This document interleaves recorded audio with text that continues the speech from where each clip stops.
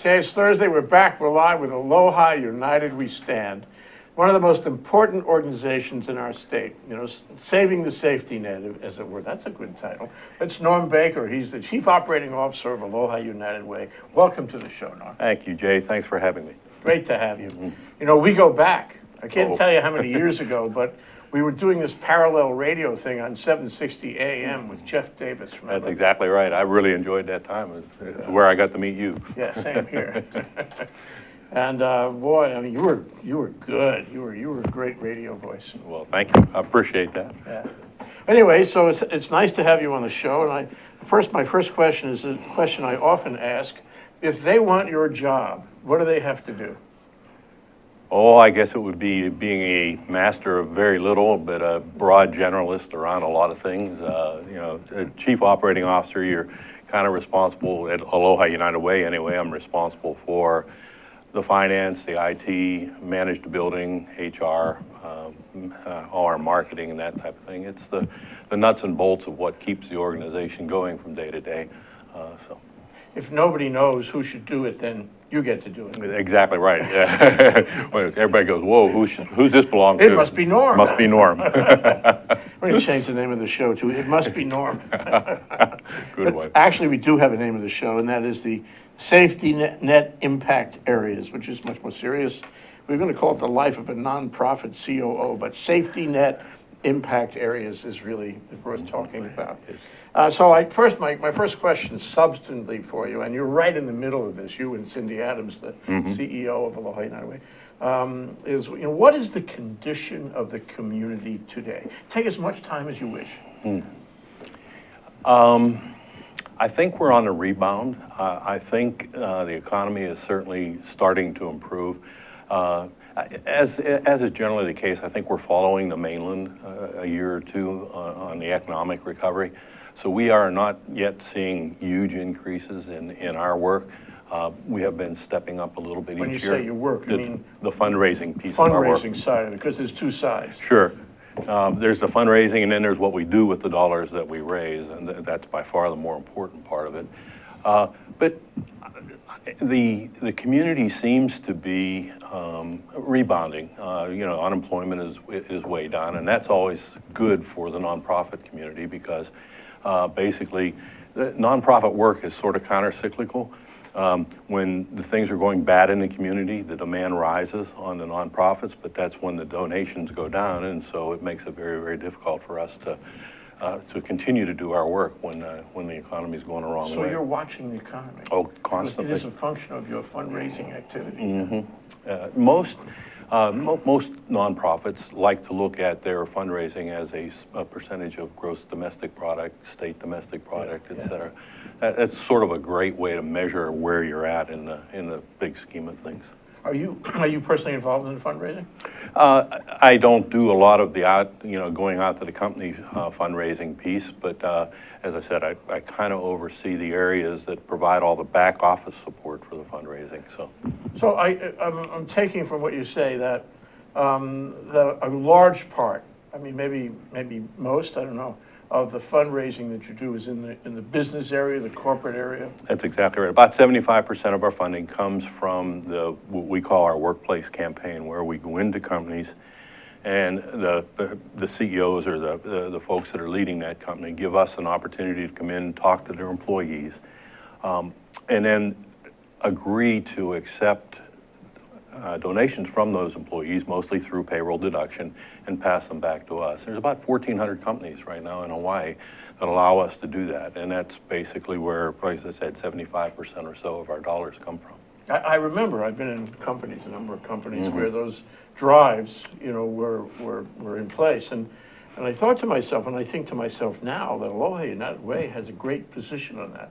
I can't think of any other charitable organization that has managed, you know, to become part of the fabric of corporate life. That's exactly right. I mean, that's our niche, if you will, is that we have the workplace campaign. And we count on the goodwill of those 1,400 companies and the folks that are leading them to allow us in to tell our story, to sort of generate support for the community. But it also, I think, we've learned that companies see a huge morale boost out of participating in Aloha United Way's campaign. Can't begin to tell you the number of events that are going on within companies just to raise dollars for us. And we hear back constantly how much that is improving the morale of the organizations. Yeah, well, it's coming together. It's a social experience within the company.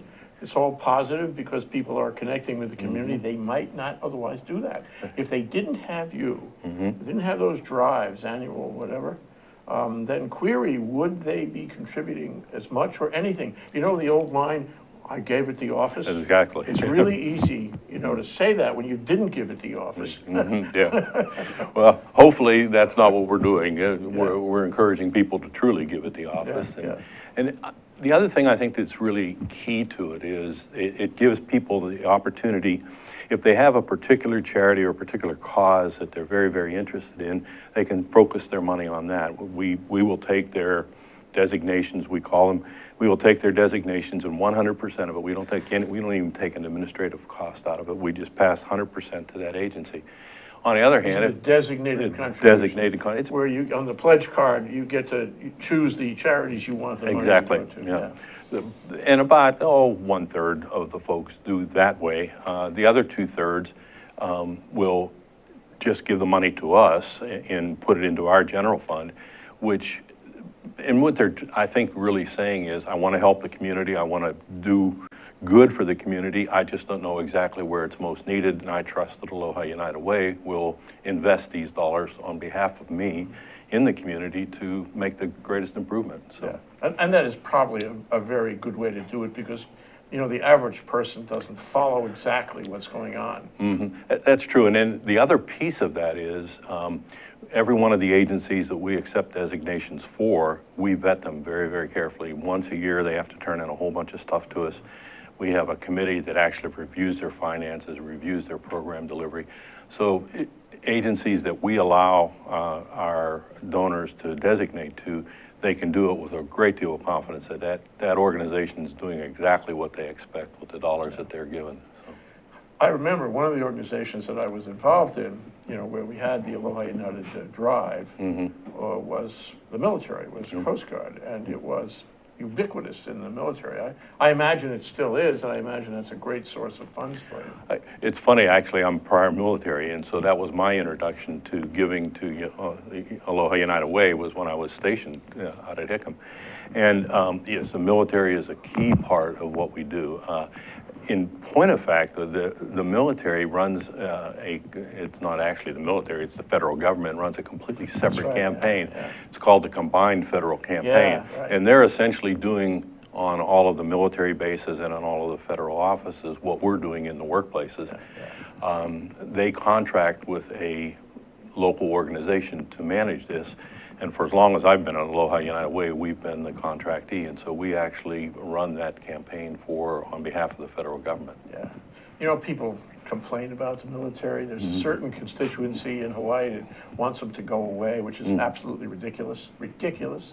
I can't tell you how strong I feel about that. But one of the ways, that the military connects and supports the community is this way, right? Exactly, yeah. And they're great volunteers. Anytime we're doing something, we just call, hey, I'll give you a perfect example. 4 or 5 years ago, one of the major hotels in town was getting rid of all the furniture. They were redecorating, and they said, we'll give you 3 days. If you can get the furniture out of here, we'll give it all to Aloha United Way. And we're going, oh my gosh, what are we going to do with, it was basically 300 or 400 rooms worth of furniture. Yeah, I mean, it was a lot. And so what we did was we went, first of all, to the military, and we says, can you folks help with the transport? And they agreed. And we went to a fellow named Pastor Joe that has a sort of a lighthouse pastoral center out in Waipahu, and he's got some warehouses, and we put it all in the warehouses. This is one of those sort of meant to be type things, but maybe 3 months later, we had that major flooding up in Waipahu, Wailua, up on the North Shore. Yeah. And a lot of the folks there lost a lot of their furniture. And so they called and said, can you have furniture? What are we going to do for these folks? Well, we know that Pastor Joe had all of this in his warehouse. So we called Costco, and Costco donated the dollars to fund the gas for Pastor Joe to deliver all this stuff. So it's like a huge win-win-win because you know it doesn't wind up in the dump, which we don't really need. It helps somebody, and everybody walks away saying, "Hey, we really did some good stuff." A great result. Yeah. You know, for the And whole community of people who want to do that. Exactly. That's exactly right. Yeah. The other side of it, my question, the flip side of my question is, you know, which was general, was how's the community doing? And I'd also like to discuss with you the community of beneficiaries, the community of not only the direct beneficiaries from Aloha United Way, but the beneficiaries that are beneficiaries of those beneficiaries, you know. You know, we go through cycles, and we're on the homeless cycle right now. If you remember, maybe 7, 8, 10 years ago, we had the big crystal meth problem in the community. And the nonprofits knew about the homeless problem years before it really became an issue. But it takes the political will, the sort of the community will, maybe is a better way of saying it, to say, we are going to take care of this problem, or we're going to start working on it. So right now, probably the issue of most significance to the community is the homeless problem and what's going on with that situation. So obviously, the problems are getting worse. It looks like one of these intractable type things. It's going to take many, many different approaches in a long, long time to resolve the whole thing, because we all know that what the real problem is there's just not enough affordable housing to go around, and fixing that's going to take a long time. So, Well, you get to see what the reality is, may I say, and I didn't know that until we struck this arrangement where you guys send us guests like you. And we talk to them, and you know, for us at ThinkTech, it's been a PhD in learning about these organizations that you fund and what they do. It's really been wonderful, and I want to continue to do it. I'm serious in every way about that. yeah. Because I don't think the public sees the big picture, and we are giving them that. It's exactly, and we appreciate it so much. I hear back from the agencies every week how much they enjoyed being here and being able to tell their story. And that's the real problem, is getting the story, getting the word, the news out to folks that, hey, we have a serious problem. It's building. You know, do we have to wait until it turns into the Kaka'ako situation before everybody gets, wow, this is really bad, now we have to do something about it? The nonprofit world is here to help. That's what we're all about. And we see these things developing and getting worse and worse and worse. And you know, if we got the attention of folks earlier on, we could have addressed it a little earlier on, I think. Yeah. But you're part of the solution in two ways. One is you're going to handle it ad hoc. I mean, when the problems come up, you're going to redirect your efforts, redirect your funding and the charities you select to deal with what you perceive to be the problem, you know, of the day. Sure. The other is that you report back. You are the metric. You are the agent who comes back to us and says, you know, you guys, you know, you community, you have a problem, and we can tell you about it because we're there, essentially in the front line. Exactly. We have the numbers, and that is one of the problems, is, you know, reporting back on how well you've been able to help a homeless person, for instance. It's a tough story to tell. Numbers, everybody wants real quick numbers that they can just look at and go, oh yeah, I understand, but that's not always it doesn't explain exactly everything that went on, and so it's a difficult story to tell, but we're trying to do the best we can with that one. So you see those pipes, you know, those are the pipes that made him a famous radio star on 760 AM and How I Met Him. Listen carefully to the way those pipes work.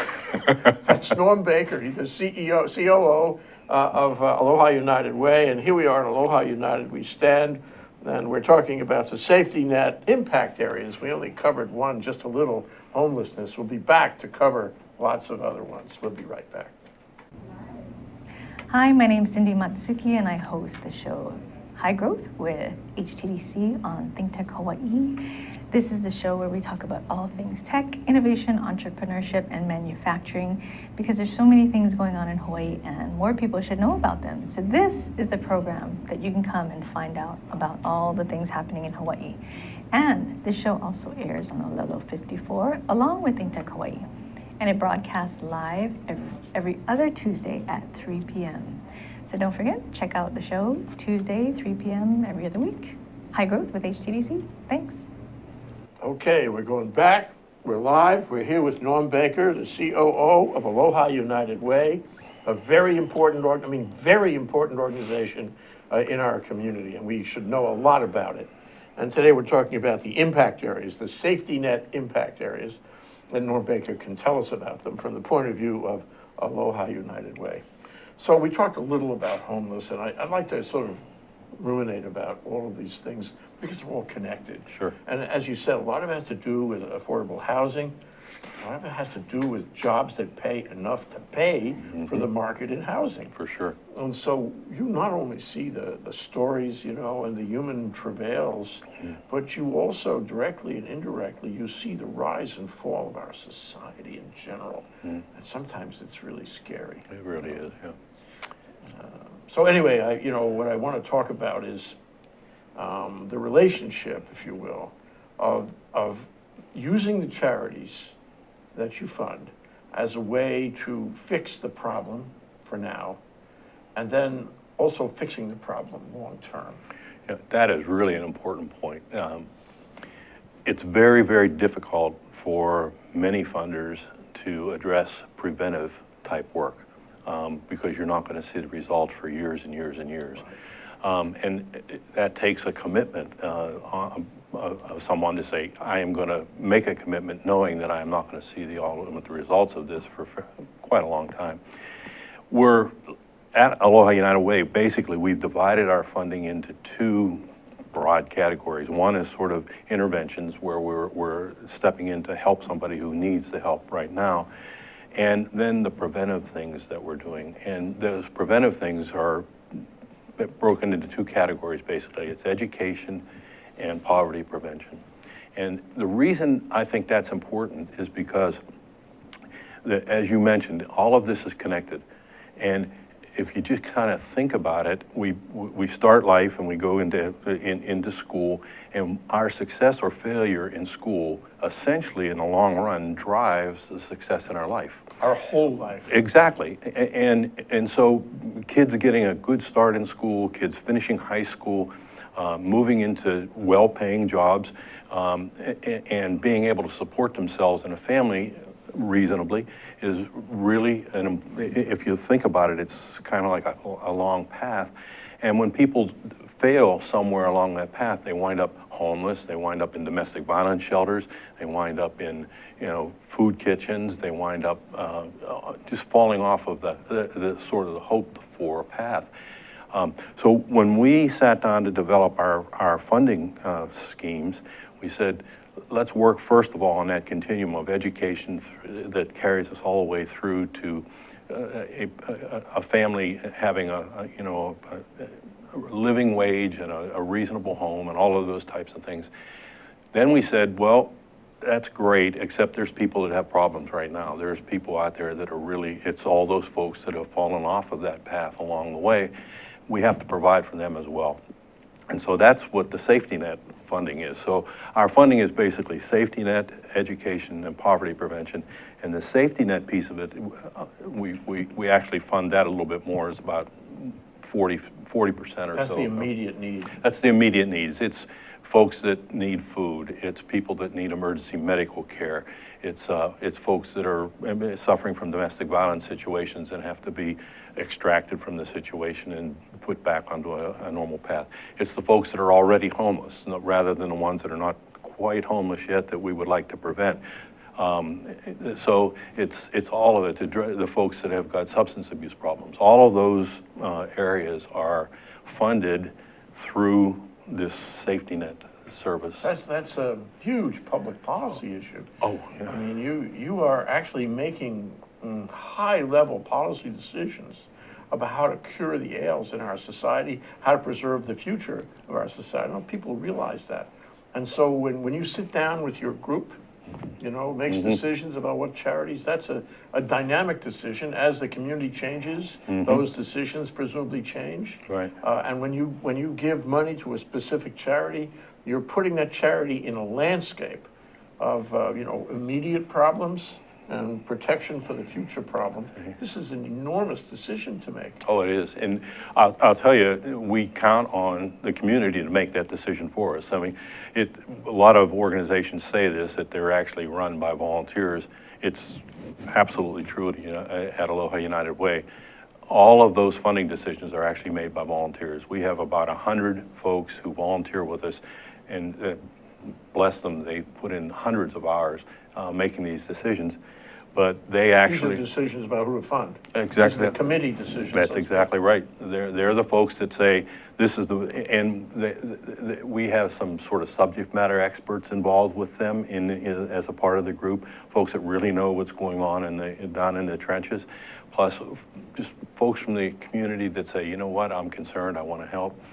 And we constantly educate them about what's going on in the community and make sure that they understand exactly where the real problems are. So if I care about what you do, if I care about, your efforts in the community, both present and future, I could be part of that committee as a volunteer. We'd love to have you, Jay. Seriously, anybody out there who would like to participate, because we think when people contribute to Aloha United Way, we're dealing with the community's dollars. Yeah. And we want the community actively involved in deciding where those monies ought to be invested. Yeah. Well, I always ask, and we have a couple of minutes to discuss it, the Ghost of Christmas Future out of Dickens and all.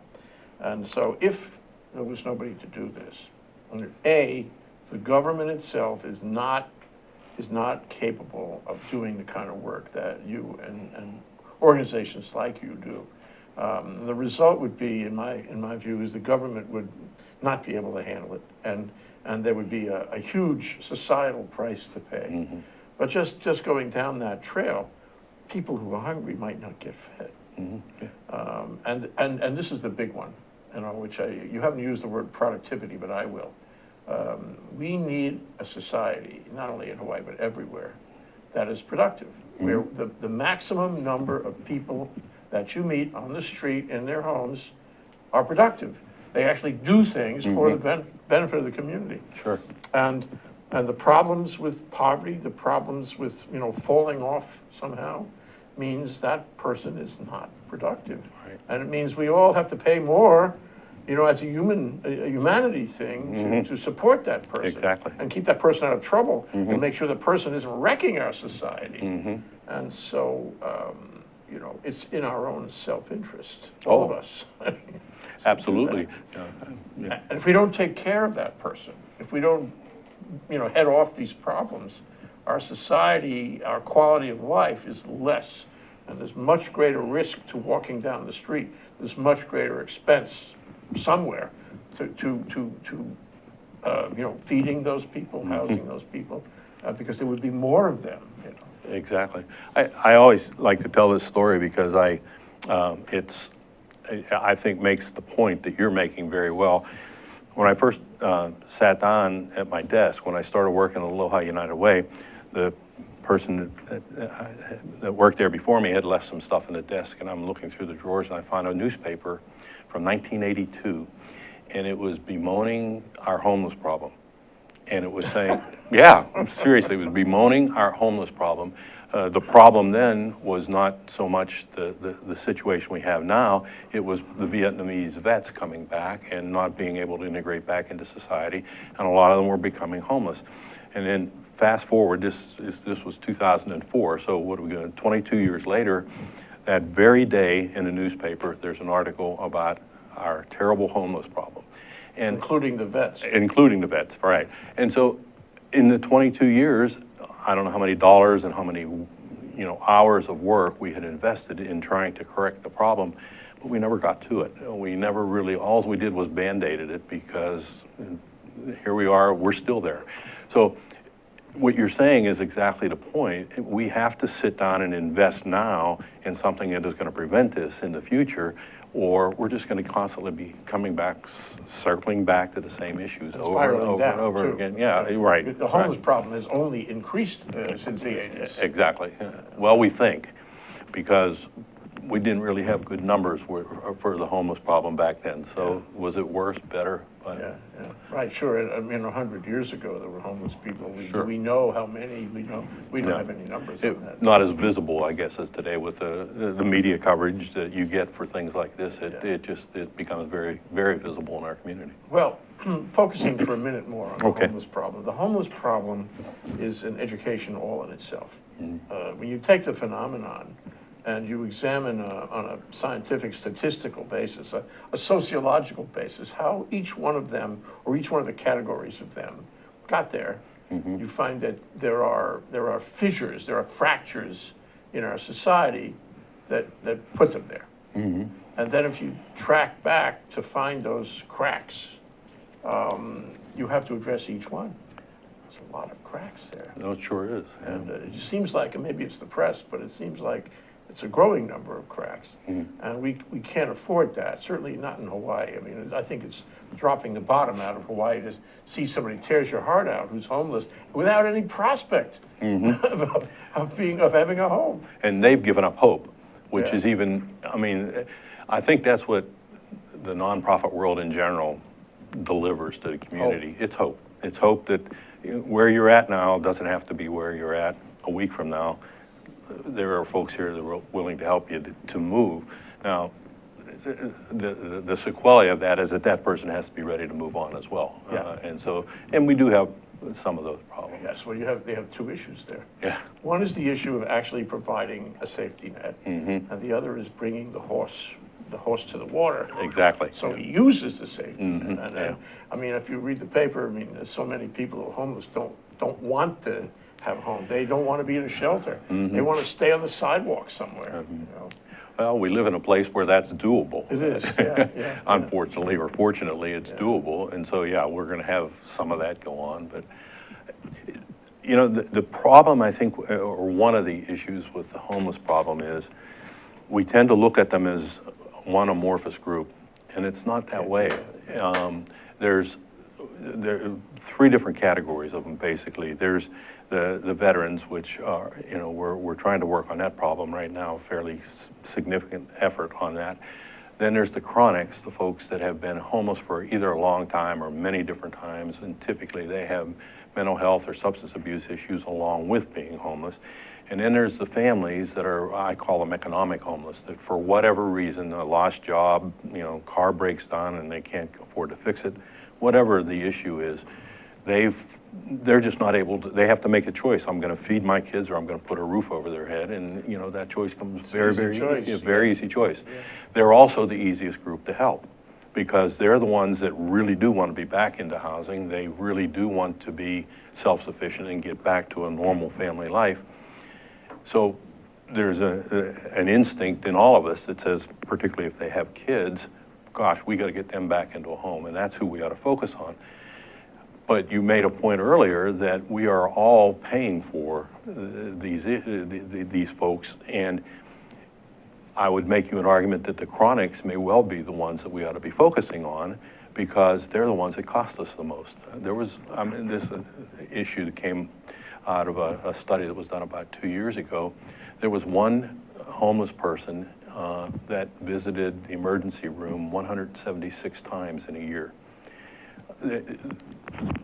You know, the cost to society of providing that medical care 176 times in 1 year, it's enormous. I mean, it's just way And out if you of... multiply that, it gets to Right, be that's one. astronomical. So there's another logical, sort of maybe a more practical, more financially based argument that says we ought to be addressing the chronic homeless problem rather than focusing on the families. And so, you know, there's room for both, obviously. So that's, you know, but that's one of the decisions that groups like Aloha United Way face. Do we fund family programs? Do we fund the things that are going to get the chronics off the street? We fund the military. Right, exactly. The veterans. The veterans. And that is so touching. I mean, all of them are touching, don't get me wrong. All of them are touching, right in your heart, if you have any heart at all. But the military, they risked their lives. Some of them are wounded, if not physically, then psychologically. True. And what are we doing for the people who risk their lives for our country? Actually, this year, for the first time, there's been a fairly coordinated effort to prioritize who we're going to work on. And the priorities are get all of the veterans housed by the end of this year. And we're on track to get that done. That doesn't mean that you'll never see another veteran on the streets. What it means is we will have all of the known veterans housed, and we will have the capacity in the system so that the new veterans that arrive, because that's the other part of this problem that nobody understands. Feeding into the. Yeah, I mean, we push somebody into a house and get them stabilized, and a new homeless person arrives on this side of the path, and then we just have to lead them through it.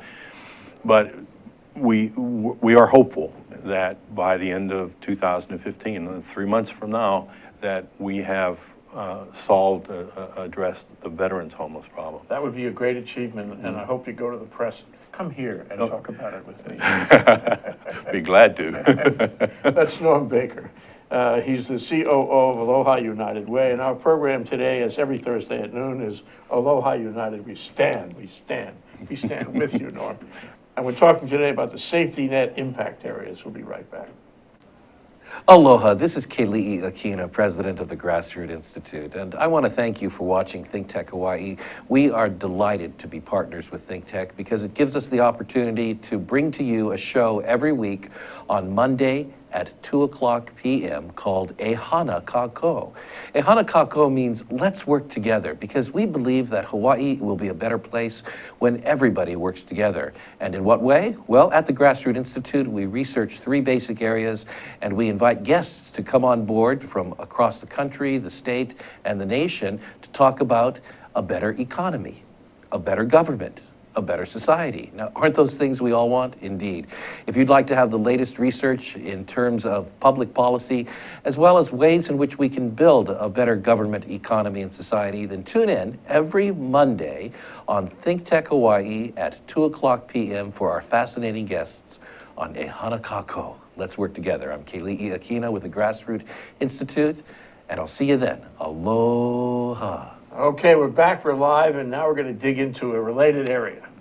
There, we know what's out on the street, and it's not only the homeless, it's all of those social issues that the safety net, tries to catch.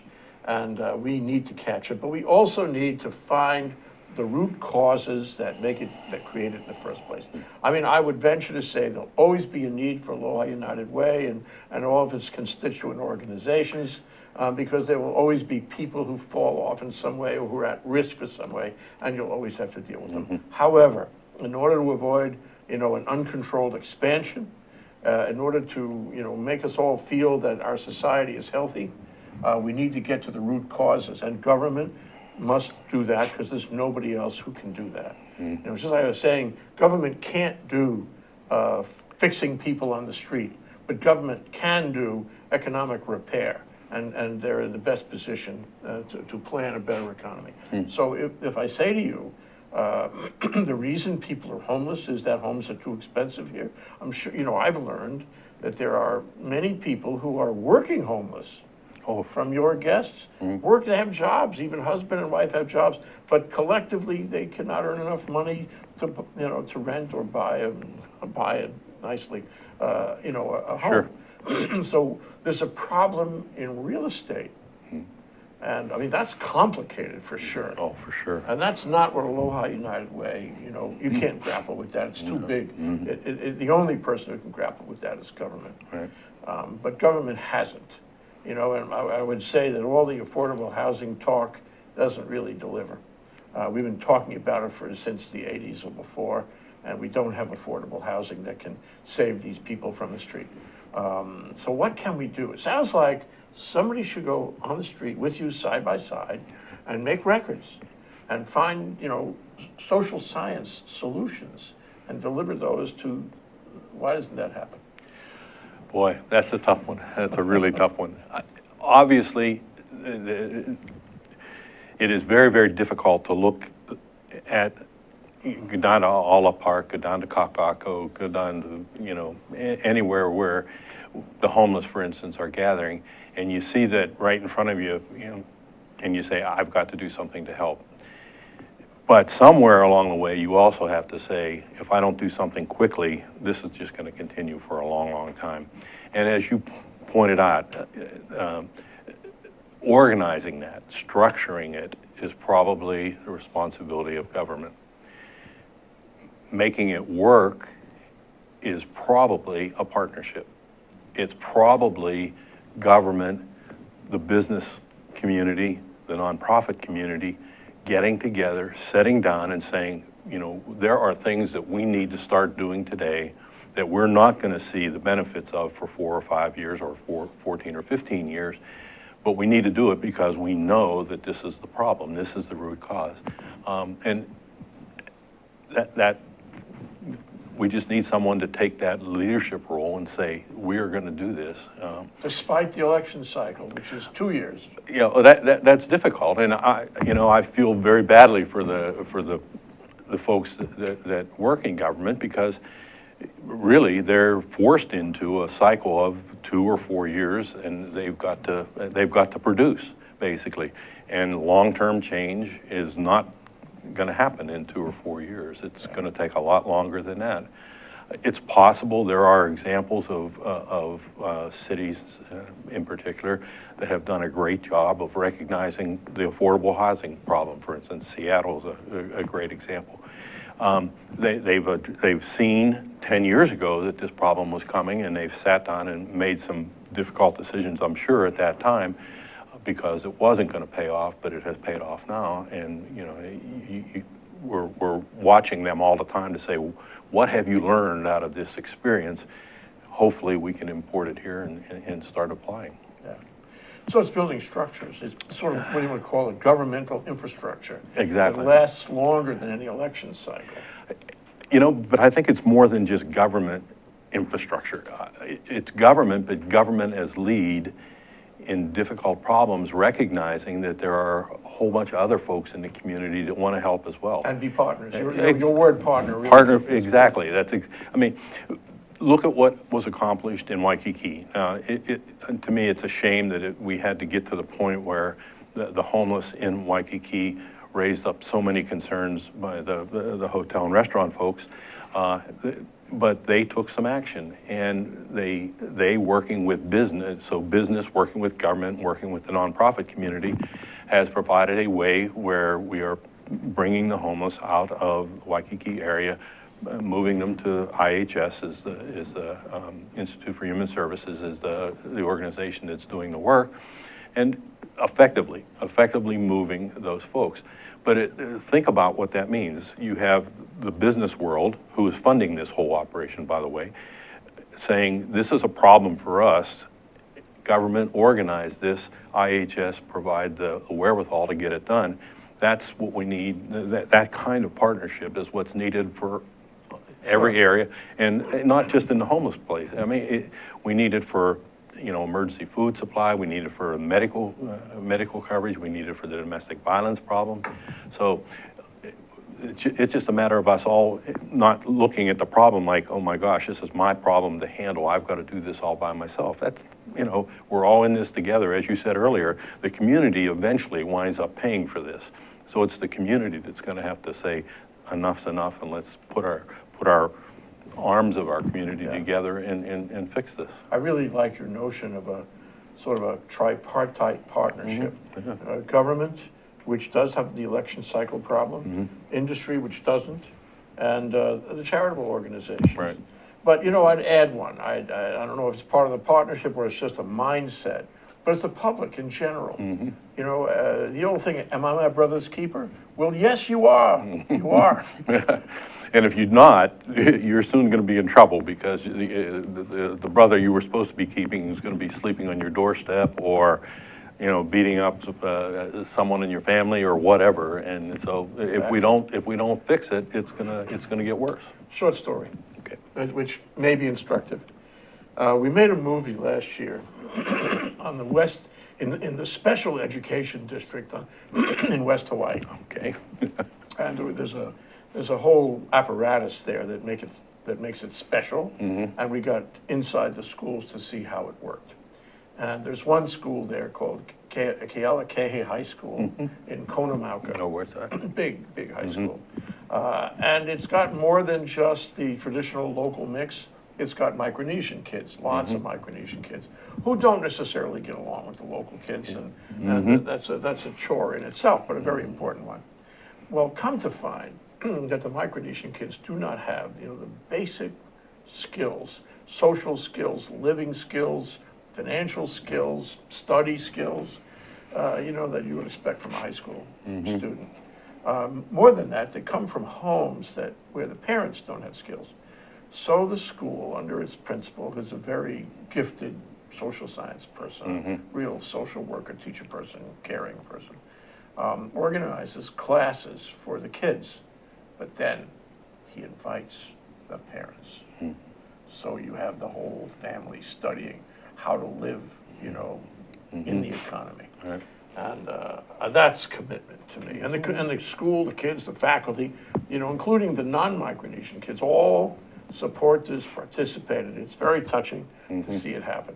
And that's an example, in my view, of the public attitudes changing, becoming inclusive, becoming caring. We have to change a lot of people's attitudes in order to do this right. Yeah. There's so many examples like that. I mean, we have a program that brings moms and grandmoms to a preschool setting with their 3 and 4 year olds. And it's meant to be a preschool for the 3 and 4 year olds, but what it really is parenting teaching. It's teaching them to be better parents and teaching them to be their child's first teacher. And so it's just a matter of finding where the spots are that we can make these really significant changes that, again, we won't recognize this for another 3 or 4 or 5 years in the case you pointed out, but in our preschool program, probably not for 20 years, but it'll pay off. It'll make a major difference. Well, I'd like to, we only have a couple of minutes left. I'd like to see how fast the time goes. Yeah, it does. But I'd like to talk about the future. We talked about the ghost of Christmas future. Now we'll talk about the real future. The future for Aloha United Way, the future for your fundraising, and the future for your way of dealing with the problems of the community, your organizational future. What does it look like to you? I think the workplace campaign that we talked about earlier is always going to be the foundation of our work because that's what we are built on. And as you said, we have a niche, we have a great partnership with those 1,400 or so companies. I think in moving forward, I think there's going to be a lot more opportunities for bringing major federal dollars to play. There are grants for almost all of these things, all of these programs that we'd like to deliver, but it takes someone to write the grants. It takes somebody to, in many cases, match the dollars and things like that. So I see that increasing that in our future. There's always, can we get more efficient? Can we help others? I mean, fundraise, there's so many things that we have mastered because of what we do that it's applicable across the board, and we can make a lot of other fundraising efforts far more efficient using what we've learned, or even using our systems, which have got the capacity for far more. So I mean, I see that clearly from the people I have here as guests, your constituents.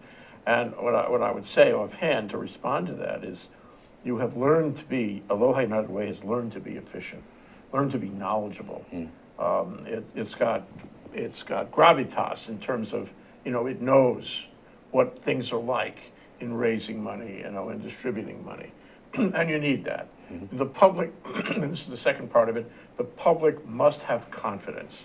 If the public finds that a given charity is not worthy of its confidence for any reason, this is a bad blow to the whole system. Oh, it's awful. And you guys can provide that confidence. Yeah, and you just see that anytime there is a nonprofit that does something wrong, and hey, we're all human beings. People always, somebody will eventually do something wrong. It tarnishes the entire nonprofit world, and we see the impact of it right away. But I think what everybody has to realize is that what Aloha United Way brings to the table is a way for them to look at, we support right now over 340 charities in the community. You can look at our list of charities and you can give to them with a great deal of confidence that they're doing exactly what you would expect. And oh, by the way, we're going to go back and make sure that they delivered on what they promised to deliver us. I think that kind of transparency, which is, I think that's where we're trying to head to, is maximum transparency about where we are gathering the money and where we are putting the dollars. That kind of, and then what those dollars delivered, that kind of transparency is exactly what's needed to build the trust in the community that organizations like Aloha United Way are what's needed to keep that. More and more. More and more. More and more in our times. Aloha United Way, Norm Baker, the COO, a bastion. This organization is a bastion of our society in Hawaii. We've been talking about the safety net impact areas, and I have really enjoyed and learned from this discussion. Thank you, Jay. Thank you, Norm. Great being here.